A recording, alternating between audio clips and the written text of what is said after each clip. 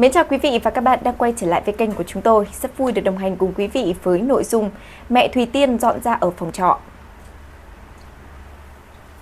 Sau một khoảng thời gian gần như ở ẩn trên mạng xã hội, mẹ của Thùy Tiên mới đây bất ngờ xuất hiện trở lại thông qua một đoạn clip được đăng tải trên trang cá nhân.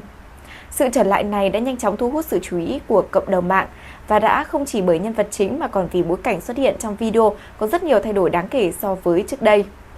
Không còn là không gian quen thuộc từng xuất hiện trong các lần chia sẻ trước, khung cảnh lần này được nhận xét là đơn giản, nhỏ gọn hơn, làm dấy lên nhiều nghi vấn liên quan đến việc thay đổi nơi ở. Và ngay dưới phần bình luận, nhiều tài khoản đã đặt ra câu hỏi trực tiếp về việc liệu bà có phải đã chuyển ra ở trọ hay không. Trước sự tò mò này, mẹ Thùy Tiên không né tránh mà thẳng thắn phản hồi. Câu trả lời ngắn gọn, mình cho thuê rồi bạn, cũng đã nhanh chóng làm rõ thắc mắc đang được bàn tán. Dù không có giải thích chi tiết gì hơn, nhưng chia sẻ này phần nào xác nhận việc bà đã không còn sinh sống tại nơi ở cũ, đồng thời cũng cho thấy quyết định chuyển đổi không gian sống là có chủ đích. Sau khi thông tin được xác nhận, nhiều ý kiến từ cộng đồng mạng đã bày tỏ sự cảm thông và sẻ chia sâu sắc. Một số người cho rằng đây có thể là giải pháp tạm thời trong bối cảnh hiện tại, khi mà đơn giản là lựa chọn cá nhân để phù hợp hơn với điều kiện sống. Cũng không ít bình luận mang tính động viên, gửi lời chúc sức khỏe và mong bà sẽ giữ được tinh thần tích cực. Trong khi đó, mẹ Thùy Tiên chủ yếu tương tác nhẹ nhàng bằng cách là thả tim các bình luận tích cực, cũng không tham gia tranh luận hay là giải thích gì thêm quá nhiều. Theo những thông tin được biết trước đó, bố mẹ của Thùy Tiên đã không còn sống cùng nhau và từ nhỏ thì cô cũng đã ở cùng với người thân. Dù không còn chung sống nữa nhưng cả hai vẫn giữ được mối quan hệ văn minh khi cùng xuất hiện trong những dịp quan trọng của con gái. Điều này thì từng được thể hiện qua rất nhiều những sự kiện nơi cả bố và mẹ đều có mặt để ủng hộ Thùy Tiên. Tuy nhiên khi cô gặp biến cố, gia đình cũng trở nên kín tiếng hơn trên mạng xã hội, hạn chế chia sẻ công khai. Đáng chú ý, trong thời điểm diễn ra phiên tòa xét xử liên quan đến Thùy Tiên, mẹ của cô cũng có mặt để theo dõi. Sự xuất hiện này cho thấy bà vẫn luôn đồng hành và quan tâm đến con gái mình trong những giai đoạn khó khăn của cuộc đời. Tuy nhiên, sau đó thì bà gần như không có hoạt động nào đáng kể nữa trên mạng xã hội trong suốt một thời gian dài, khiến nhiều người cho rằng bà chọn cách im lặng để tránh sự chú ý. Cho đến đầu tháng 1 năm 2026, mẹ Thùy Tiên bất ngờ quay trở lại khi phát livestream bán hàng tiếp thị liên kết trên trang cá nhân.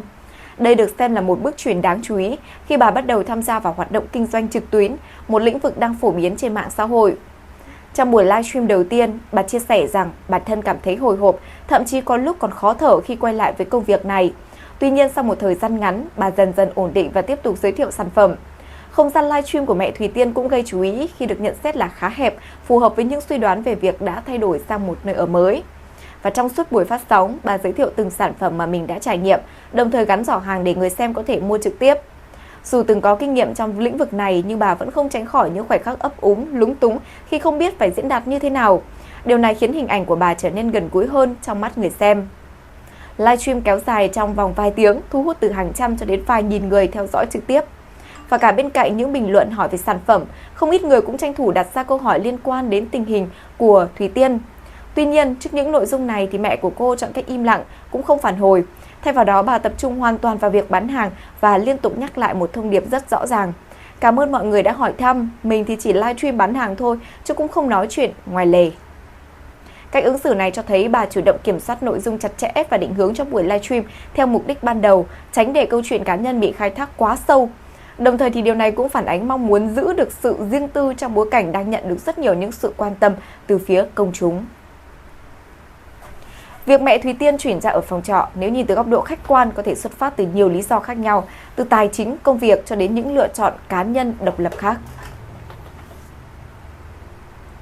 Vừa rồi là những thông tin mới nhất được cập nhật trên kênh của chúng tôi. Cảm ơn quý vị đã quan tâm theo dõi. Xin chào và hẹn gặp lại.